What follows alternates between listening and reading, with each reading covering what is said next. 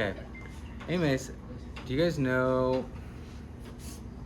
It's not exactly science related, but here we go. I haven't told you much about my grandpa, and I was thinking about it today. Mr. Jacob was telling me a story in his first and second hour about his dad, and it was just super funny, and it kind of prompted me to think about this.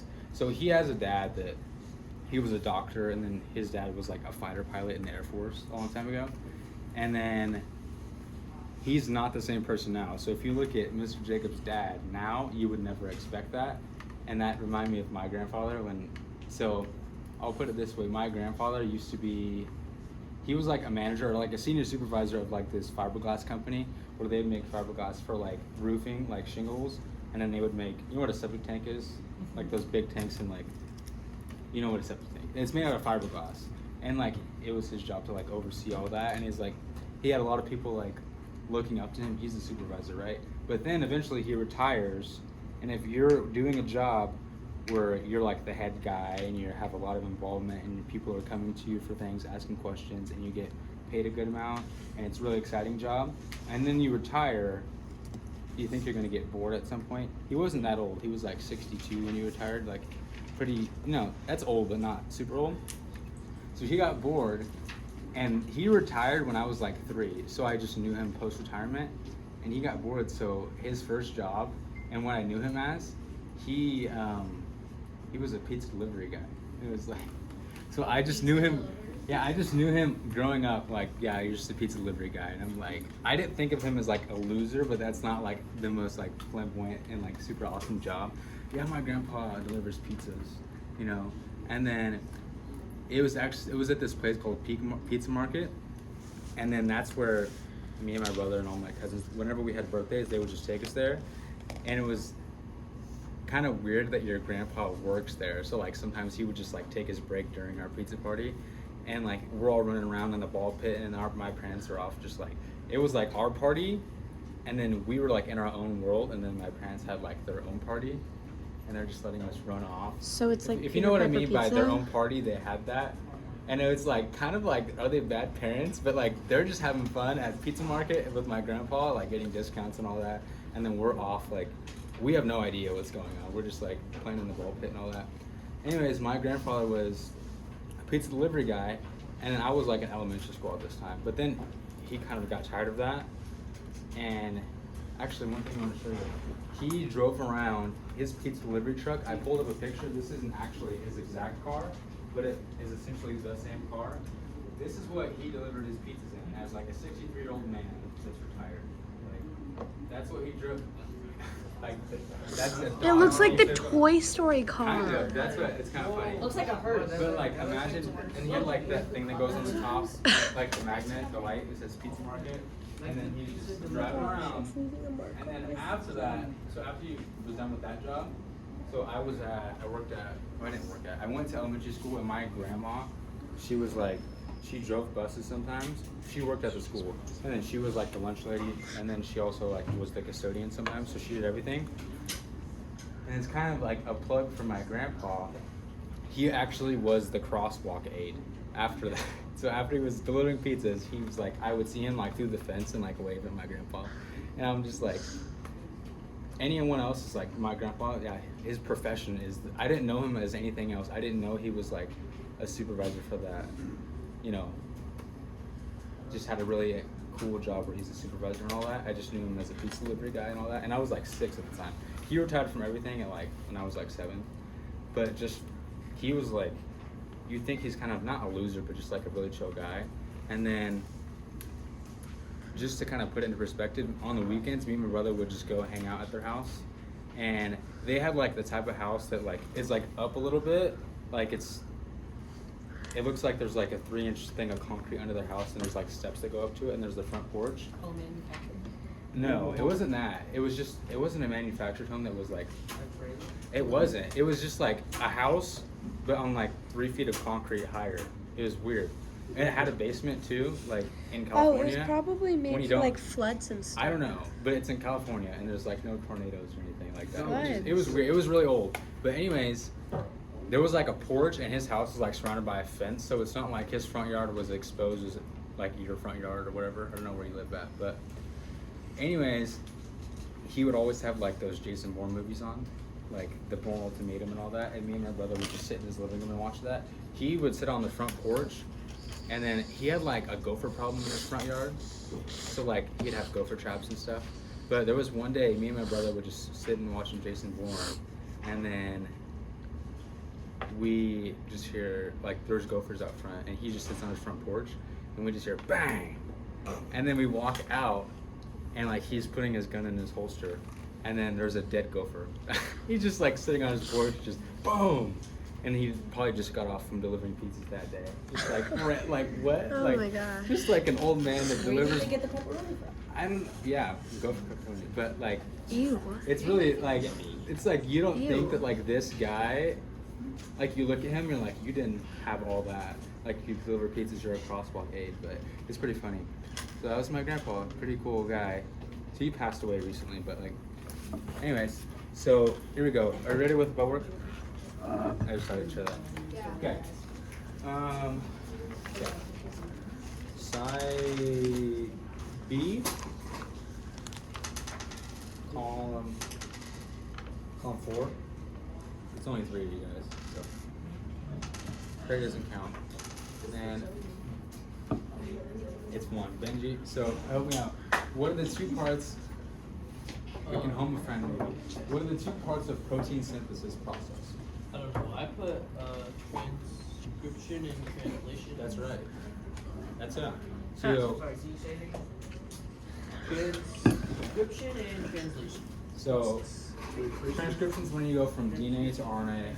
For everyone else, transcription is going from DNA to RNA. I'm transcribing that, reading it, DNA to give me RNA, and then I'm taking that RNA and translating it into a protein. So if the translating way to remember it is RNA is kind of just like a gibberish language, and the ribosome translates it into protein that your cell can understand. So flip it over. Well, we can just roll it.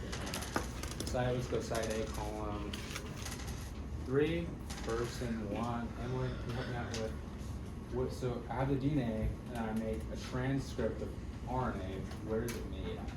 Or am I going to make an RNA? Yeah, nucleus. Ow. If the DNA is in the nucleus, that's where I have to make the RNA. And then, Hunter, where does translation take place? So transcription to make RNA is in nucleus. Translation's where? Where does RNA go? Elucio is praying that you get it wrong so we can answer. What's it, Elucio? So it goes, that's specific. So it's the ribosome, but where's the ribosome located? What's the location of it? Not the ER, I'm kind of just looking for a general space. Go again? Cytoplasm. Yeah, cytoplasm. Oh. You're pretty close. You're close. So it's the area, just any area outside the nucleus, that's the cytoplasm. Okay. So, so you should have your flow chart out still. So I came by and stamped it. Can you come by and stamp them again? With the flow chart, make sure I get my keys back. Oh, can you put this back? Can you put this back on my keys? Oh yeah. Thanks. All right. So you should just get your flow charts out. I'm gonna go over the answers. So get that out. Yeah. Beep, beep, beep, beep, beep, beep, Okay. beep, We can get going. All right. So number 2, what's number 2 pointing towards? Sorry, number 2 is pointing to this thing, which is DNA. Number 3, what's that pointing to? Yeah, question on the back. Okay. So number 6, it's saying what's the process called? It was Bower. It goes from DNA to RNA. What's number 6? Transcription. I've got that one. The key's up there, but going from DNA to RNA, that's transcription. You're gonna make another dent in me. No, the map isn't looking at it. 8, where does it happen? Where's the location of the Nucleus. nucleus? I don't really care about the how. I mean, you can just do the hows on your own. So the how, I'm not gonna You go didn't over dent my kneecap. You dented the side of my knee, like right here. So, after I have the RNA, what am I trying to make? What's the whole point of having RNA? Because it happened. Amino acids. hitting your knee. Because it happened right after you shoved your coming to my bunch of knee. amino acids together, they make up the Protein. yeah. Put a dent in something. Well, but my Number 10, knee's what'd you get for 10? Translation. A bunch of RNA to amino acid translation. You have to have incredible strength. And then where does it happen? Cytoplasm. Hey. My arm. Okay. There's a We're gonna get it right here. Once you get that down, you should already have it, but I need, but we'll kind of just running through it real quick.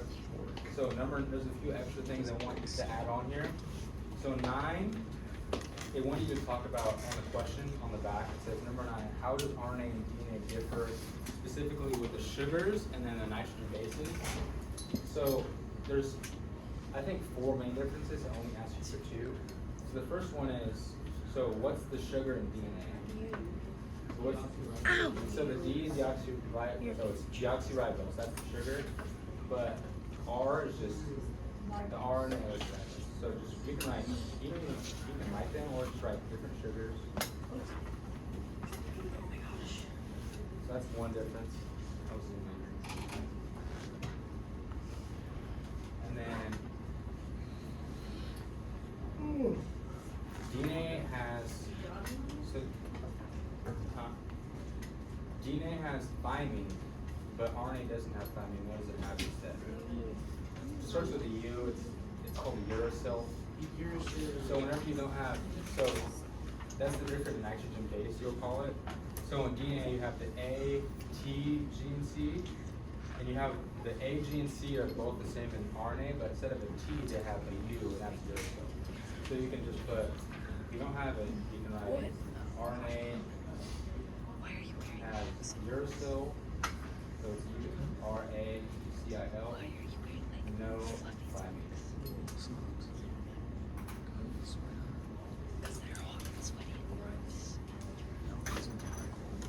And it has no uracil, and it has uracil. Do they have different shapes? So what's the shape of DNA? How would you describe the shape? Double helix. What's the dotted line? So how many strands is, so it's 2 strands in a helical. How many strands is RNA? One. So it's just 1 strand, and it doesn't have that quite, it's kind of wobbly, but it's kind of helix. That's not a helix, it's not. So you can write DNA is double helix, so DNA equals double helix. If you have stuff in there, that's fine, just whatever you don't have. And then RNA is strand. Single strand. So make sure you're getting this down. DNA is double helix, RNA is single strand. So right now we have sugars are different, nitrogen base is different, the shape's different. And there's one other thing that you might not think of exactly, and it didn't have it in the reading at all, but it's kind of just looking at the bigger picture. It's it's called length. So the lengths are different. And I'll kind of explain that. DNA, so in parentheses, I'm going to put RNA is short. RNA is short. It's way shorter than DNA, and it'll kind of, you might understand why. So that's the 4th difference. So if you think back to, so you have DNA, and then what's one little section of DNA? Just one, it has a specific, it's just one chapter, if you will, DNA. What do I call that? It starts with a G. Gene. It's G. So yeah, so I'll draw one on the side. I'll just go for it. So, for example, let's say this line is DNA, and then one little section of it. Is RNA? So this section right here, I'll call this my gene. So it's double stranded by the double line. So let's say that one little section. supposed to be recorded? Is it recording? Well, yeah, but you can't If see it's it. not, No, it's just that you can't see you you. can move it if you want. Just- Yeah, get the You're angles. my videographer. Okay. So this is DNA, and this is my section. This is my gene. Because if you remember back to, from RNA I get my proteins, but that all comes from the gene. So here we go. I have my gene right here. This whole thing is DNA. My RNA is just going to be all these different colors. So you read your RNA, sorry, your DNA. You transcribe it to get your protein, but you're only transcribing this one section. So you kind of like, just that one gene, that's how long your RNA is. Just that section of DNA, there's an enzyme that goes through and reads it. It's just gonna go really short just to get that one little section of your RNA. And then eventually you'll run that through the ribosome to get your protein. But look at the difference in length. Like that's your humongous strand of DNA, and the RNA is just that one section of your protein, so it's really short. So that's kind of the fourth key difference. So you got your sugars, your nitrogen bases, you got uracil, was different at the time. Shape, it's DNA is double helix, RNA is just one single strand, and then the length of the RNA is it's really short, it's just one gene number. So you can turn it back if you want. I did. Thank you. You're welcome. Great. So, number 5, we said protein. What's 13? Amino acids. Made from amino acids. And then 14 was kind of a little bit different. It's kind of how they differ, like, instead of how they differ, it's saying like, so let's think back to this guy. So yesterday you had this pipe cleaner, and there was a kid first shower I had his, and I'm like, so this is my protein, and it's made up of amino acids. How could I make? So if you remember, where did the yellow ones want to clump up? In the middle. So if the yellow ones want to just go like this, right? It'll be like all kind of wonky and a super mess. But if I wanted to change the shape and change the protein, what could I do to the amino acids to make White it ones different? on that. I could change the location of them. I could move them around. Could I just change the color so I could change this yellow one to a blue one? So Yeah. so I could change them around. That's one way I can do it. Rearrange the amino acids. Another one is I could change the color of them. So if I had, for example, if I had it like this, where were the white ones at? Where were they normally? On the outside. On the outside. If I change this white one to a yellow one, it's gonna go on the inside. So right now we have change the order, change the color, and then there's one other one, and that's just, what do you think? Could I take some away? Change So I this. could, I could take all of them away except for just the white ones. I could add a lot more. So on your note, like on 14, the 3 ways you can do it is, so I'm just gonna put a few right here. The first one is, we said the order of AA is amino acids. So order of amino acids.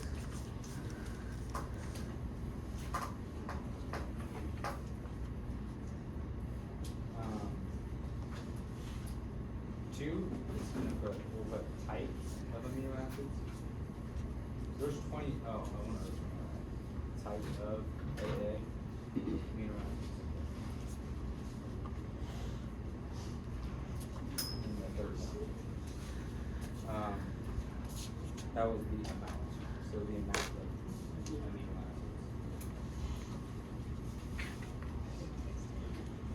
Okay.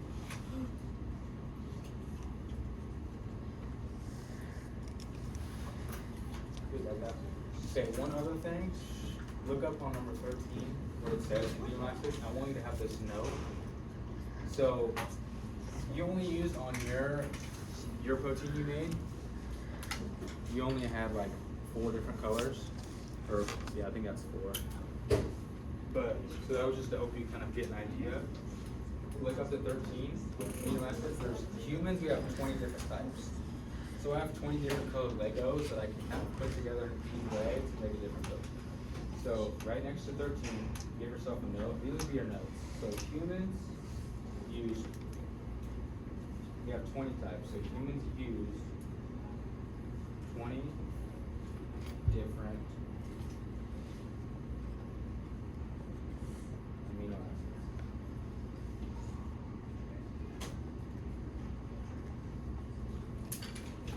Okay.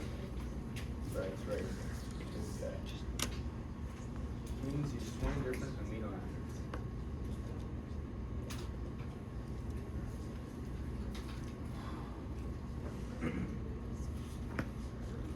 Once you get that, do me a favor. A lot of us, I know you didn't finish the packet yesterday. So you had this packet, so you get these 2 things out, so the packet and then this guy, your transcription record sheet, So get those two things out. I know you didn't. Actually, just pause for a second. So you'll get those out. I know you didn't finish, but wherever you're at on these, just do me a favor. Just get these two things out: the packet and this transcription record sheet, and just kind of staple them together. And then what we're gonna do? So staple these together. I have 3 staples up here too. So I'll put it back on the board. So this big packet, I know, you don't have to finish. Those are like 5 pages. Honestly, I just really wanted you to get the different. So the ones with the colors on them? Yeah, so this packet, and then this packet. So don't go anywhere yet. So I'm gonna get those 2. I have 3 staplers, one over there. And then once you come up and staple it, I'm gonna collect it, and then I have this other packet over here too. And then we'll move on to that one.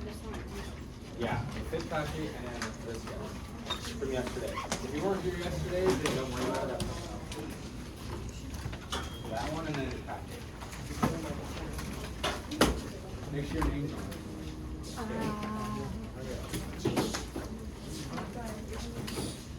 You have a really clean phone, Mr. Patch.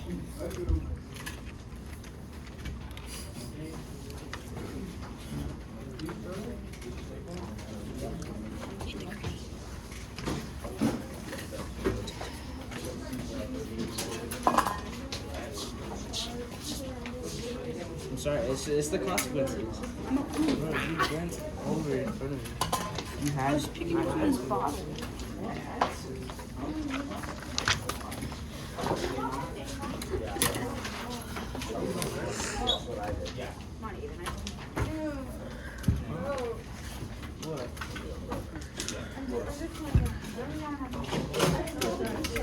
Bro, what is that swivel? Bessie, what was that swivel? You're like. Yeah. Hi. Get out of my way. What? What? I'm literally a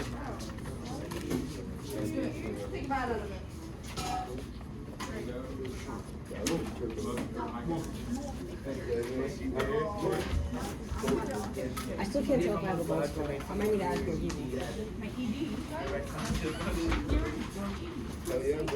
Oh. Jesus, Jake.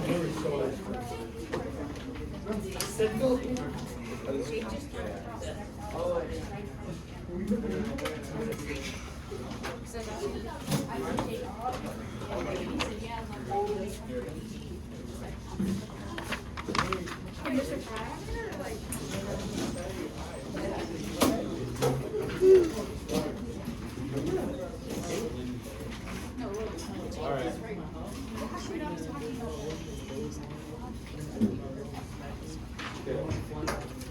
Did everyone get one of these? So, did everyone get one of these packages?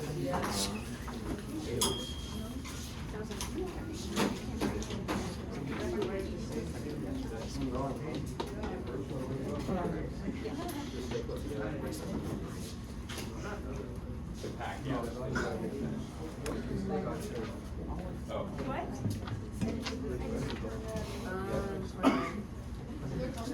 Okay, everyone got one? That's on one of these. Before we get started, this is cool. Well, it's not cool. So, I showed you Amoeba Sisters, and I kind of think I have a love-hate relationship with Amoeba Sisters. I think The what sisters? the Amoeba Sisters, those YouTube videos I showed you. Oh, those little like blob things? Yeah. So Yeah, we watched those. those are called. So they're cool. Oh, wow. They're cool. They're pretty informative, but in a way they're child. I feel like they're meant for like 5-year-olds, but I feel like not meant. They have information for like doctors, but the animations kind of make you feel like it's kids. So we're gonna launch it. It's gonna be talking about stuff like you just know mRNA, and then it's gonna talk about tRNA, RNA. That stuff I don't necessarily want. You have to know. Don't think you have to know about RNA and tRNA as much. It's just gonna put it in there because it's kind of giving you the bigger picture of that. Do you want me to stop recording for the video? No, I'll just kind of let her know when she's watching it. They just get past that. So pull this up, and then just watch it. Before we get to this packet, this is kind of a review of protein synthesis, okay? So So can you hit the lights and close the door, Alicia?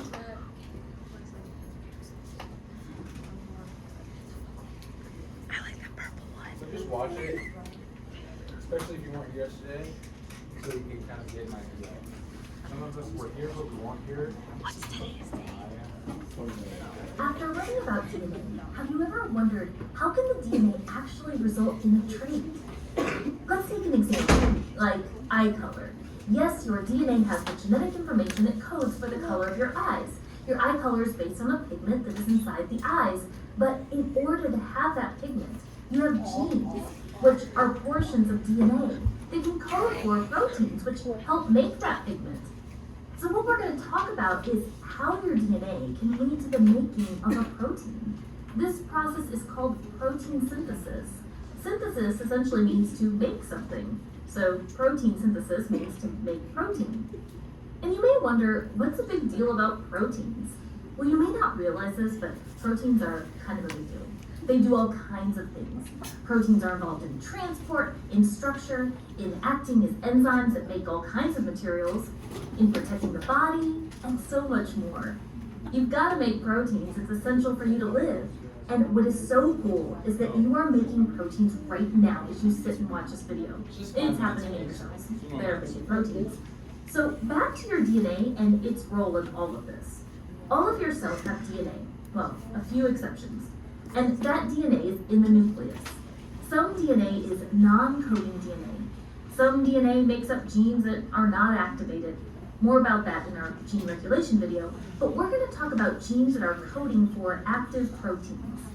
So how are we going to get the information from these genes out of the nucleus so that the cell can start producing the proteins that it needs to make?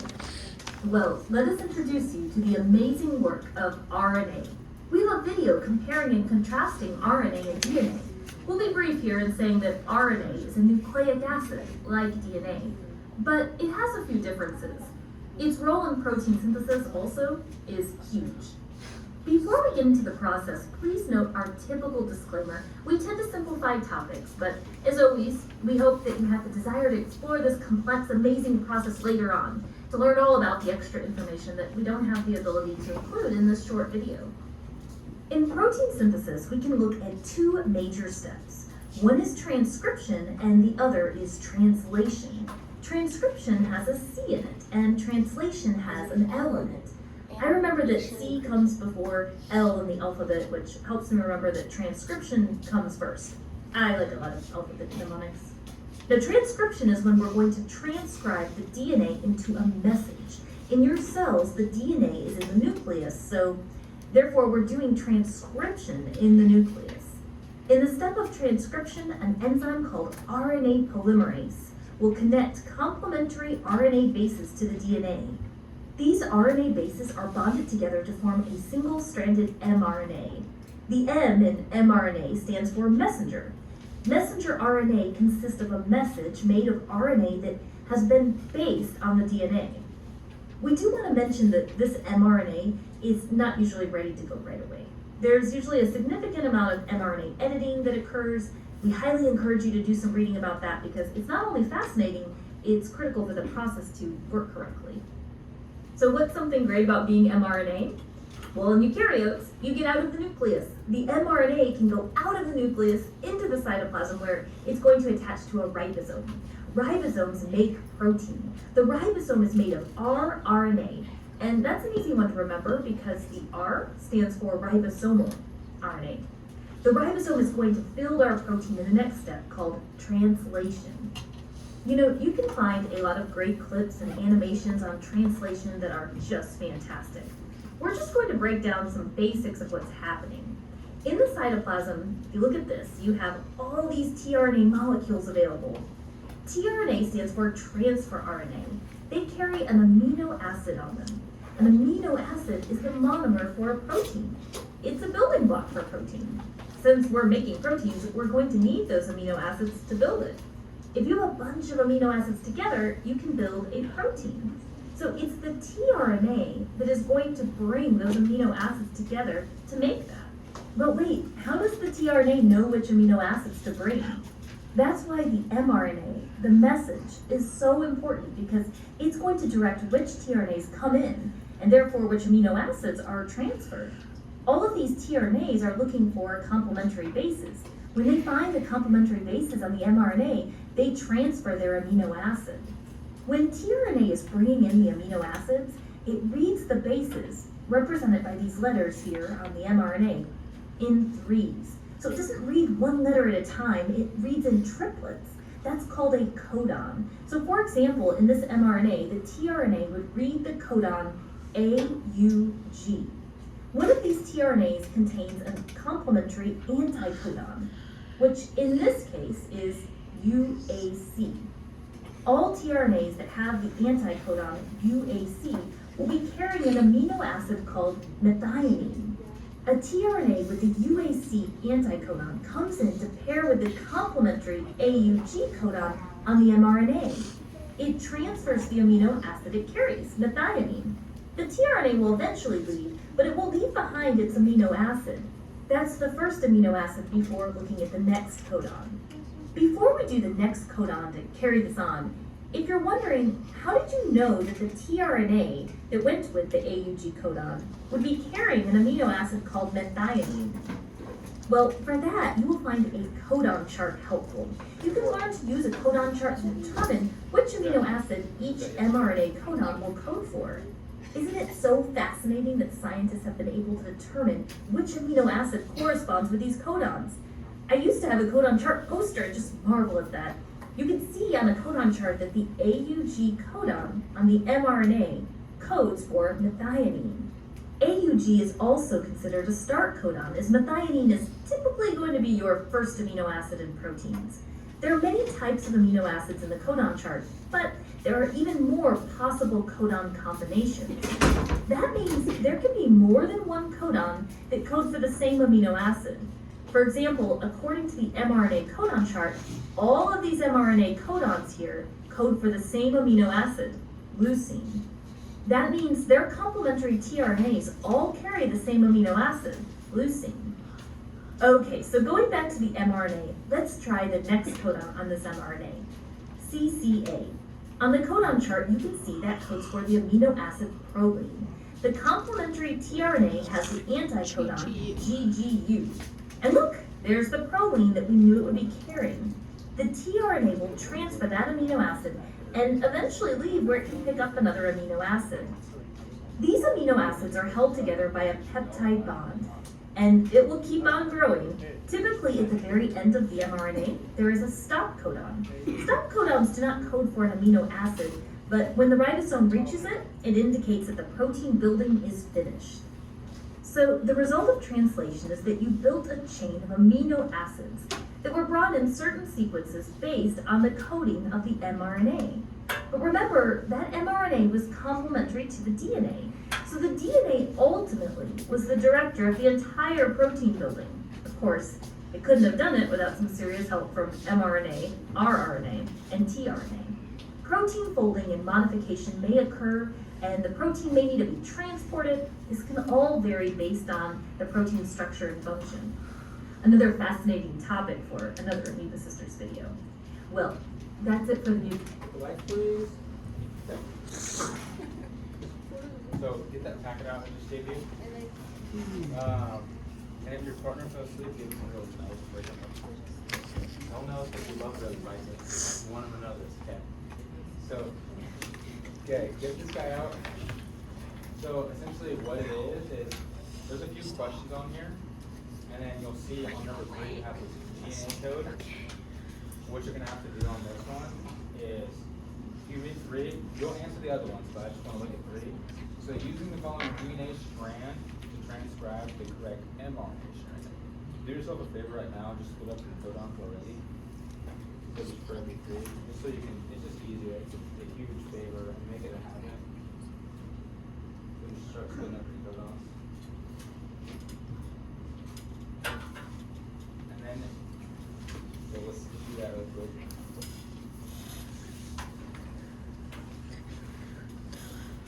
So, kind of the rundown of what we're gonna do here.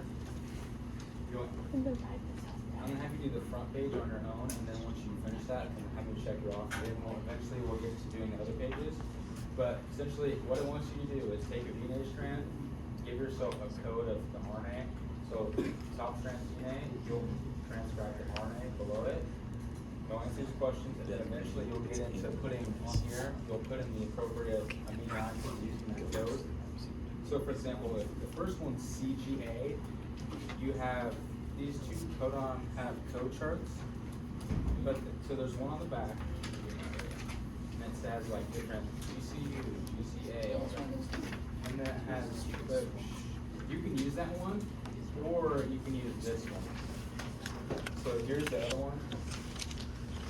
So you have two options. Use either one you want. So you can use this, kind of go through, find the appropriate codon, or sorry, amino acid, or you can use this. I don't want to do So for that. example, the first one is CGA. Well, actually, we have to make it RNA first. So if this is the first one is C, I'll do the first one with you. If the first nucleotide is C, what is the mRNA? G. G, and then if it's A, it's RNA, it's U. So GCU, if you go to the next page, you'll see this code. See it says GCU right here? And then you look at this amino acid, that's alanine. Go back to the front page, you see these boxes. These are where you'll put them at, the amino acids. I have them sideways so you can just write them like this. Oh. Huh? Oh, yeah. So go through, so I kind of jumped around. You can go start in order, start on 1, 2, 3, 4, 5, and so on. Answer the questions. Once you get to the front page, just kind of hang out, okay? And have them check you off, okay? Then it goes to the ribosome, Yeah. right? Go ahead and get going on it. Have them check you off. Yeah. Jake, you can go. So if you pause the video.